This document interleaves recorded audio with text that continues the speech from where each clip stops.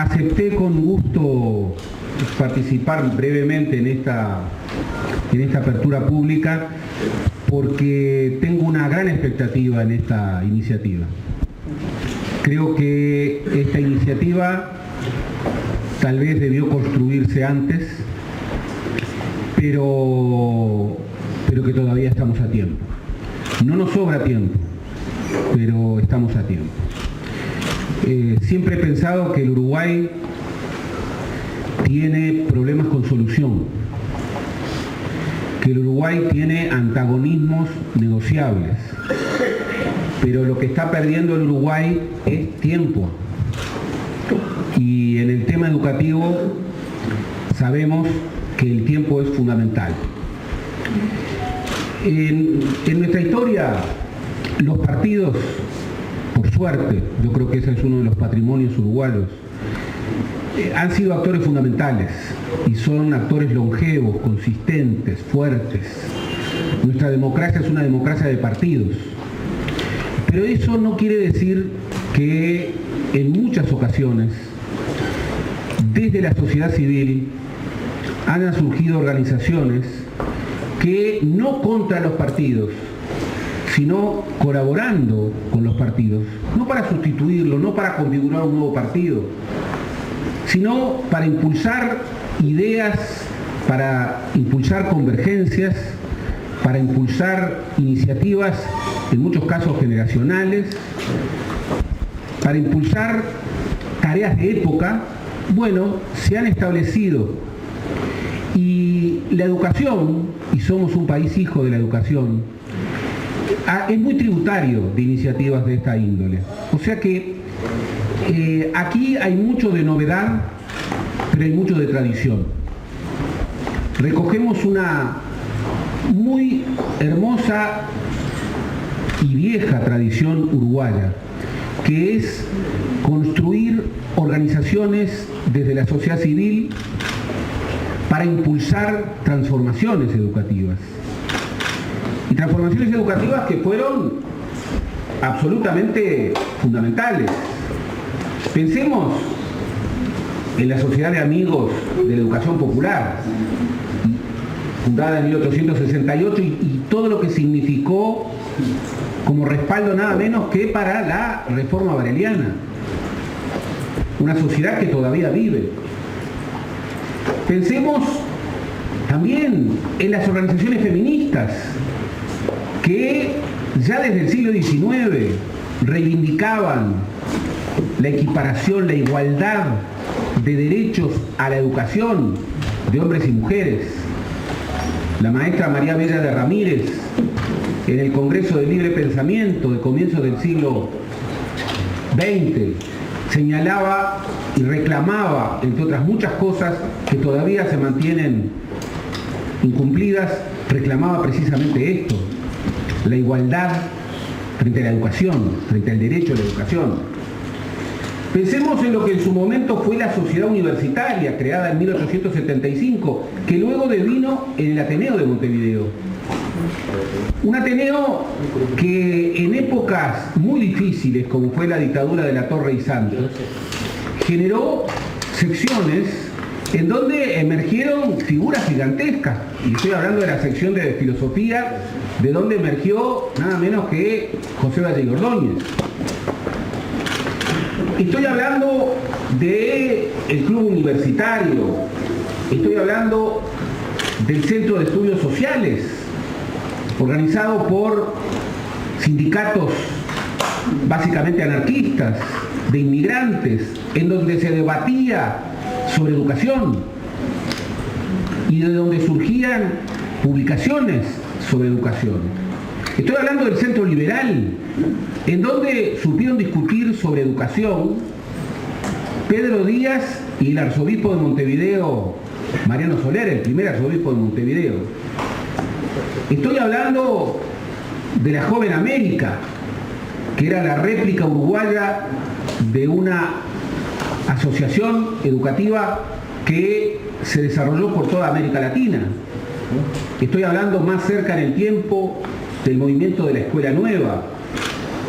Estoy hablando del movimiento uruguayo por la reforma universitaria, que tenía en el Centro Ariel su gran vocero, en donde había figuras gigantescas como don Carlos Quijano, que a los 17 años presidía la revista del Centro Ariel. Estoy hablando, en suma, de multiplicidad de asociaciones de estudiantes, de multiplicidad de asociaciones de docentes. Y recuerdo que en todas ellas también hubo no docentes. Y hoy se decía, y se decía muy bien, que este movimiento, esta asociación, nace para reivindicar la educación, para reapropiar a la educación a la polis, para volverla al núcleo ciudadano. Recuerdo muy claramente a Pibel Devoto, que decía que los grandes reformadores de la escuela de la educación uruguaya no habían sido docentes, ni José Pedro Varela ni Alfredo Vázquez Acevedo, por ejemplo. No quiere decir, eso no es una ley. Lo que está reivindicando es que no hay políticas que estén reservadas para una corporación. Todas las políticas tienen que ser construidas desde la ciudadanía. Por eso saludo muy especialmente este día. Este día es un día augural. Creo mucho en quienes tomaron la iniciativa. Esta no es una iniciativa contra nadie, es una iniciativa a favor del país, y es una iniciativa que toma como eje, tal vez, y en esto tengo que ser muy claro, la madre de todas las reformas es la reforma educativa, y tenemos que convencernos de ello. Es más importante aún que la reforma del Estado. La madre de todas las reformas es la reforma educativa, entre otras cosas porque este país se hizo hijo de la educación, y la educación fue el gran instrumento de integración social del Uruguay. Hoy puede ser, de algún modo ya lo es, el gran movimiento de desintegración social, de divergencia de esos países que lamentablemente están derivando hacia rumbos diferentes. ¿Por qué? Porque tienen calidades educativas diferentes. Por eso, nuevamente me excuso, he sido breve como lo he prometido, y quiero que esta breve referencia sea sentida como mi mayor adhesión y mi mayor respaldo a todos aquellos que tomaron una iniciativa fundamental en esta actividad, con un especial, es feo nombrar, pero acá hay que nombrar, con una especial mención a Fernando Filgueira, a Renato Operti y al maestro, y quiero reiterar con orgullo al maestro Juan Pedro Díaz. Como integrante del Comité Académico de EDUI 21, y bueno, haciendo mías también las palabras de Gerardo y resaltando la importancia de esta iniciativa, decirles en primer lugar que no hay mejor indicador del Uruguay del futuro que la educación que hoy tenemos, y que la sustentabilidad de nuestro país está inexorablemente ligada a tener en la educación una herramienta para forjar desarrollo, para forjar inclusión, para forjar equidad. Sin una educación de calidad para todos, el desarrollo de nuestro país está seriamente comprometido. La iniciativa que hoy se presenta, como Gerardo lo dijo, es una posibilidad para todos, para repensar la educación nacional, pero para repensar la educación nacional a partir de un espacio plural, de un espacio abierto, de un espacio propositivo. Lo interesante de esta iniciativa, entre otras cosas, desde mi punto de vista, es que se busca una convergencia que probablemente el país tiene en algunos planos, pero que no lo ha tenido últimamente de una forma organizada y sistemática.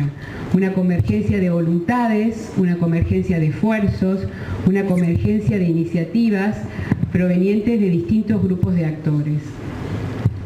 Quienes hemos tenido, y los que están aquí, que han tenido la oportunidad de conocer otros espacios en otros países, sabemos que a escala mundial, y como lo ha dicho Gerardo, también en el Uruguay, han existido y existen espacios ciudadanos como el que hoy se propone, como una manera de contribuir a que el sistema político pueda acordar una ruta para qué, una ruta para cambios educativos profundos, y que no solamente sean profundos, sino por sobre todo que sean cambios sostenibles.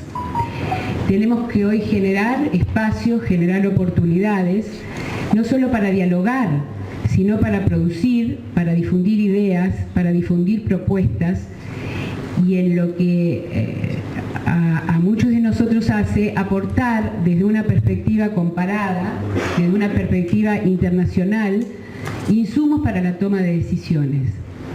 En la universidad donde doy clase, le doy como ejemplo muchas veces a mis estudiantes cómo se encuentra Uruguay hoy. Si nosotros imaginamos esas pistas que hay en los aeropuertos para poder avanzar, yo creo que Uruguay está quietecito, mientras que muchos de los países que nos rodean pasan caminando rápidamente por la cinta y nos adelantan. Y yo creo que los resultados que vamos a tener en el mes de diciembre de la prueba PISA no van a más que lamentablemente corroborar lo que les estoy diciendo. Necesitamos entonces una mirada abierta al mundo, que nos permita aprender de otros procesos educativos y que nos permitan estar en mejores condiciones de responder a los desafíos que hoy presenta la inserción económica, productiva, social, tecnológica del Uruguay. Yo creo que no se trata aquí, y no es lo que este grupo va a hacer, no se trata de ofrecer recetas, pero sí se trata de consensuar cuáles son los ingredientes esenciales de una buena receta. Creo que tenemos que generar un camino propio aprendiendo de lo que sabemos que funciona y de lo que sabemos que da resultado en distintos contextos. Hay otros que lo han hecho y que lo han hecho en situación y en circunstancias mucho más difíciles que las nuestras. Volviendo a mis palabras iniciales y para terminar, yo les decía que si queremos saber cómo será el Uruguay en 30 años, tenemos que mirar la educación que tenemos hoy. El país necesita más que nunca de una masa crítica que de manera unitaria, e insisto, de manera unitaria, tenga la oportunidad de trazar la educación para las próximas décadas. Se requiere para ello una diversidad de perfiles, una diversidad de enfoques, de estrategias que converjan en una propuesta sistémica y sistemática para el cambio educativo. Y para terminar, hago mías las palabras que los impulsores de DUI 21 han incluido en la carta de invitación a esta iniciativa.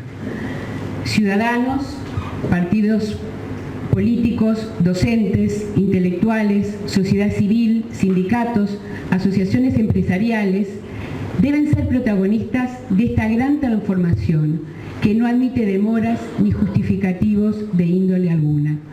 Por eso, como madre, como profesora universitaria, como mujer uruguaya, es que los invito a sumarse a esta iniciativa que sin duda alguna tiene que ser un compromiso y una responsabilidad de todos. Educar y aprender, en verdad, es el acto civilizatorio por excelencia. Podemos hablar de la innovación tecnológica, del crecimiento, podemos hablar de las grandes construcciones de los estados, de las obras, pero la acción civilizatoria por excelencia, la acción que nos define como raza, es la capacidad de transmitir, incorporar, transformar conocimiento. El momento en el que cualquiera de nosotros que ha tenido experiencia docente en diferentes ámbitos logra ese vínculo con los chiquilines y la sensación de que a ambos se nos levanta un velo, hay una comprensión compartida, es un momento absolutamente mágico. Una sociedad que renuncia a la convicción de que todos podemos enseñar y aprender es una sociedad que renuncia a su destino. No quiero detenerme en elementos de diagnóstico que ya son muy manidos, pero voy a mencionar uno o dos para mirarlos de frente. 3 de cada 10 de nuestros adolescentes no finalizan el ciclo básico. 6 más o menos de cada 10 de nuestros adolescentes y jóvenes no finalizan la educación media superior. Estos son personas concretas que pasan a atravesar su adolescencia y juventud fuera del ámbito privilegiado, que junto con la familia debe ser en donde pasan la mayor parte de su tiempo. Y por supuesto resienten sus aprendizajes y sus posibilidades futuras. Y el país, como se señalaba, resiente su posibilidad de inserción en el mundo con la confianza de que puede desenvolverse y competir en dicho mundo. Por lo tanto, por la sensación misma de la construcción civilizatoria, por nuestro futuro social y de integración, y por nuestro futuro económico y de nuestra capacidad de integrarnos y crecer e innovar en el mundo, no hay tarea más apremiante y más necesaria para el país y la República hoy que la transformación educativa. Iniciativa EduI 21, Iniciativa Ciudadana EduI 21, se propone ser una asociación civil que convoque a una gran movilización de capacidades de la sociedad toda y que lo haga procurando 3 propósitos claros. El primero, debatir, colocar en la agenda e incorporar diversos actores para recuperar, como se señalaba en la polis, el debate educativo, sobre todo del para qué y el qué de la educación. Y luego plasmar eso en un cómo técnicamente robusto que nos lleve a una propuesta y a una hoja de ruta que colocaremos y con la cual interpelaremos a el sistema político y a los actores sociales en su conjunto. Nos nutriremos de elementos que ellos volcarán, pero luego con esa propuesta interpelaremos en el sentido constructivo, diciendo aquí está una hoja de ruta posible, discutámosla, pero lleguemos a este acuerdo nacional de 10 o 15 años. En segundo lugar, un segundo propósito fundamental que inevitablemente tiene que acompañar al primero es contribuir en la comunidad educativa a debatir los grandes ejes de cambio que se requieren desde un punto de vista técnico, desde un punto de vista también político, convocando a los docentes, a los directores de centro, a los inspectores, a los desarrolladores curriculares, a los investigadores, a involucrarse en ese debate a través de una agenda de acciones que combinarán seminarios, talleres, debates, becas, pasantías, foros virtuales. Y en tercer lugar, hacer carne en nuestra sociedad lo que sabemos que es parte de nuestra identidad, pero que últimamente no aflora con claridad, que es que somos sociedad hija de la educación y que por lo tanto los padres y las madres, las familias y los estudiantes tienen que estar fuertemente involucrados en las comunidades educativas y adquirir una voz que va más allá de lo acotado territorial, una voz también nacional. Esperamos poder contribuir a estos 3 aspectos, pero procuramos hacerlo en algunas líneas estratégicas, ¿verdad?, que Renato va a intentar. Claro, simplemente para señalarlo y no hacerlo muy extenso. Primero decir que nosotros tenemos una mirada hacia el mundo. El Uruguay necesita mucho más mirar el mundo, no para modelizar, no para imitar, sino para aprender y tener mejores propuestas. EduI es una ventana abierta al mundo, conociendo lo que pasa en el país, rescatando las experiencias nacionales y a la vez mirando lo que otros países y otras regiones están haciendo para justamente fortalecer el debate educativo y el debate de la polis, como señalaba Fernando. En esa línea nosotros partimos de algo que es complementario a lo que señalaba Fernando, pero para nosotros es esencial. La evidencia en el mundo, de diferentes regiones, países, en contextos muy distintos, indica que ninguna reforma educativa es una suma de proyectos, que ninguna reforma educativa es una suma de intervenciones, que ninguna reforma educativa es una suma de enfoques aislados. Una reforma educativa es un proceso sistémico de transformación que cruza todos los niveles. Ya no va más aquello de lo formal versus lo informal o lo público versus los privados, sino todo converge en la idea de la educación como garante del derecho de cada persona a educarse y a aprender. Y las reformas educativas exitosas en el mundo tienen esa mirada sistémica. Y tienen otro elemento que para nosotros es esencial y que va a nutrir, digamos, el contenido del trabajo. Los países que más progresan en educación son aquellos donde las diferentes partes y componentes del sistema educativo están orientados hacia un único objetivo: potenciar el proceso de enseñanza-aprendizaje en el aula. EduI parte de un concepto que es medular para nosotros. El docente es el decisor por excelencia de un sistema educativo. No es el jerarca de una oficina, no es el director de una división, no es un inspector, no es un director, es el docente. Por supuesto, apoyado por el sistema. Entonces nosotros lo que decimos es, pensemos un sistema educativo donde las diferentes partes que lo integran están al servicio de lo que pasa en el aula. Ese es el enfoque fundamental de EduI. Rescatar, valorizar, jerarquizar, profesionalizar al docente y al alumno como los protagonistas fundamentales del proceso de enseñanza-aprendizaje. Nosotros lo que pasa muchas veces es que discutimos sobre los contornos de la educación. Discutimos sobre ladrillos, discutimos sobre insumos, sobre contexto, pero no discutimos sobre educación. Uno de los objetivos fundamentales que tiene EduI es colocar en el debate público el debate sobre educación. Educación implica contenidos educativos. Y eso para nosotros es esencial, que el país discuta sobre qué significa hoy formación ciudadana, qué significa educación para el desarrollo sustentable, qué significa tener un conjunto de herramientas que permitan genuinamente incluir. Y para decirles simplemente en un par de minutos más, ¿dónde están esos énfasis temáticos? Diríamos que algunos de los énfasis temáticos están fundamentalmente, por un lado, en revisar el paradigma educativo que tenemos hoy día. Nosotros tenemos un paradigma educativo que está esencialmente asentado en dos elementos. Transmitimos conocimientos preferentemente en un estilo magistral. El mundo que se viene no es un mundo de transmisión solo de conocimientos, es un mundo donde el alumno tiene que tener la capacidad de producir conocimientos. Hay países en diferentes regiones que ya te están planteando la idea de que los alumnos desde el nivel primario sepan orientar una computadora para resolver los problemas que ellos quieran plantear. Ya no somos más usuarios, somos productores y de conocimiento. Cambiar el sistema educativo para ser un sistema donde no se desarrollan solo contenidos, sino competencias y capacidades para enfrentar los desafíos de la vida cotidiana. Porque los niños y los jóvenes no enfrentan el problema de la biología o el problema de la física, enfrentan un problema real de su vida, y es a las asignaturas ser elementos que contribuyan al desarrollo de esas competencias de vida. Entonces el primer punto para nosotros es el cambio del paradigma educativo. El segundo punto para nosotros, y acá tenemos el documento para quienes lo quieran, después lo vamos a ir repartiendo, es la organización y la gestión. Eso que Fernando muy bien decía, el para qué y el qué de la educación gestionado y organizado de manera eficiente. Pero no es la gestión per se, es la gestión en función de objetivos de política educativa.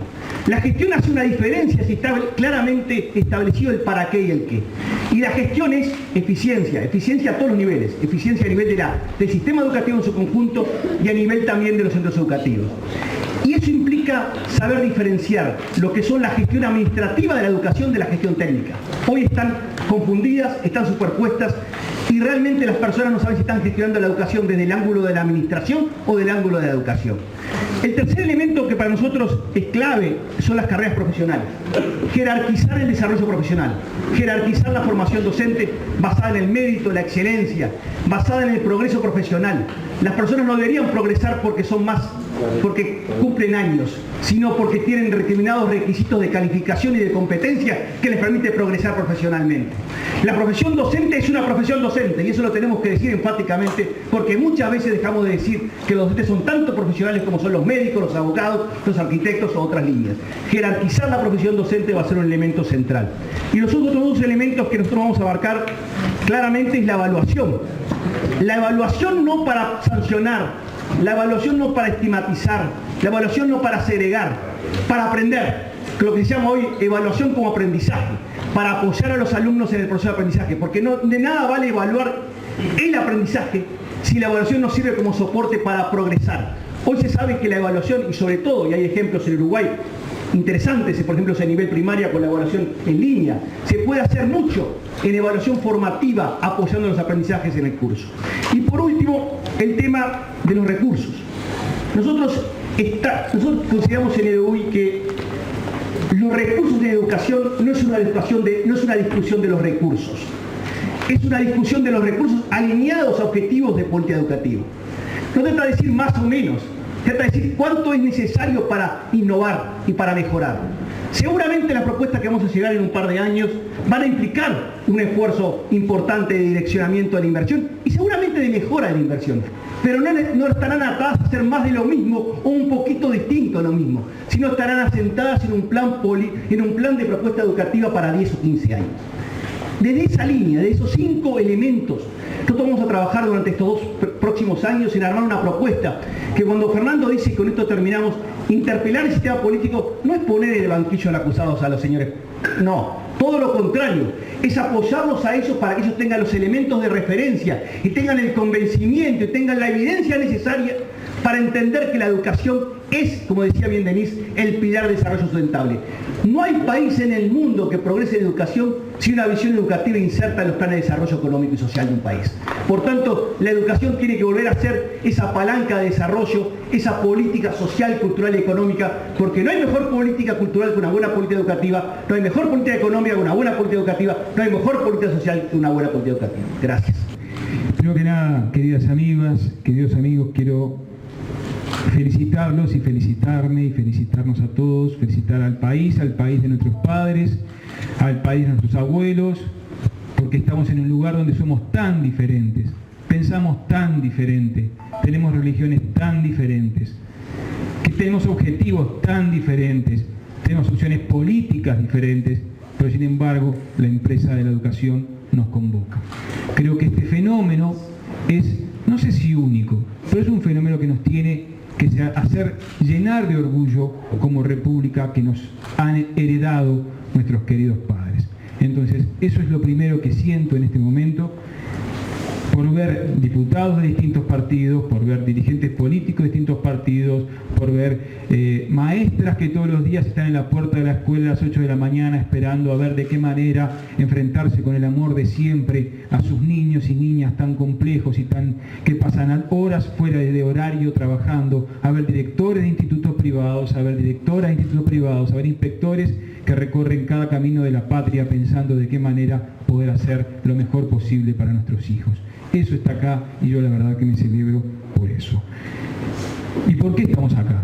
Estamos acá porque estamos preocupados. Estamos todos preocupados.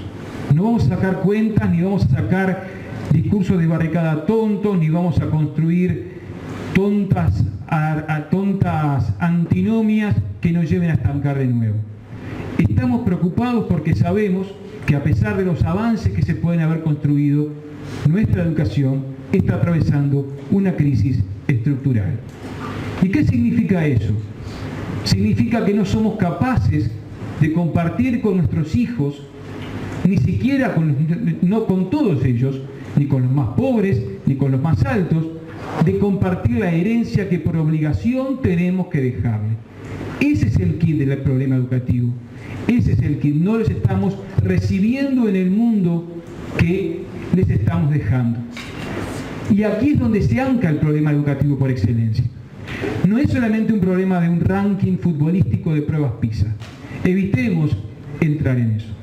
No es tampoco un problema meramente de días de clase, aunque abro un paréntesis, el loco y tonto calendario escolar de un país que lo decide un Ministerio de Turismo y no las neurociencias, ni lo decide el Ministerio de Educación. No quiero entrar en ese debate. Pero sí está claro que no somos capaces hoy, como adultos, de recibir a nuestros hijos, de bien recibirlos, con la herencia central de la cultura. Y este es el kit de la cuestión. Por supuesto que nuestra sociedad tiene que identificar la gran diferencia de qué le puede pedir a las instituciones y qué no le puede pedir a las instituciones. Yo ponía un ejemplo hoy quizá tonto, pero no. Yo todos los días a las 8 de la mañana me paro en la puerta de mi escuela a recibir a mis 166 alumnos. No puede la familia que llega 8:15, 8:30, 8:45, pedirme que yo después ubique en las normas y los controles sociales a su pequeño vástago si no fue capaz de traérmelo a las 8 de la mañana.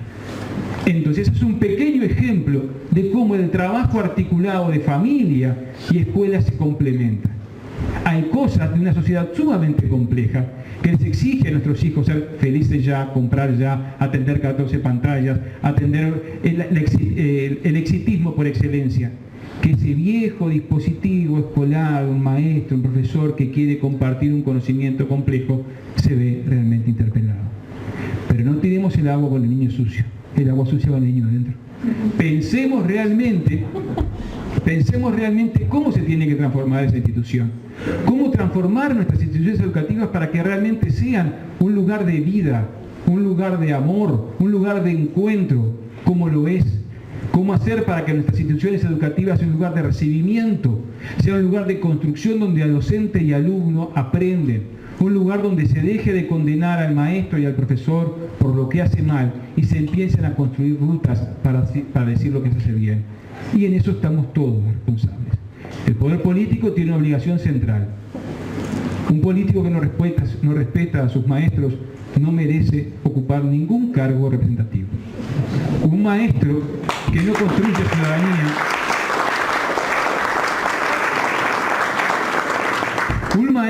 construye ciudadanía, que no escucha a sus niños, un profesor que no escucha a sus alumnos, que busca 7000 maneras diferentes para construir sentido a la tarea de educar, tampoco merece ser profesor o maestro. Y esa es la clave. Esta iniciativa ciudadana, por excelencia, intenta construir puentes, intenta construir una propuesta para tener presente el día en poco tiempo, tener presente ante las elecciones próximas, una propuesta, como decía Fernando, una hoja de ruta para el próximo gobierno. Por supuesto que no va a haber unanimidades, no va a haber hegemonías, no va a haber homogeneidades, pero sí claramente que hay puntos que el país tiene que modificar. La estructura de la carrera docente, la construcción de la gestión de los centros educativos, el salario que le destinan a los docentes, el tiempo que están los niños y cómo están dentro de los espacios educativos, la atención desde la primera infancia, son todas categorías que tenemos que revisar. Ojalá estemos a la altura, ojalá podamos construir con el equipo de trabajo que va a articular desde el espacio académico, desde el espacio de trabajo cotidiano, podamos construir una agenda y ser realmente fieles a la enorme confianza con que la sociedad nos está acompañando y que ustedes están presentes aquí. Muchas gracias por acompañarnos y los esperamos para seguir.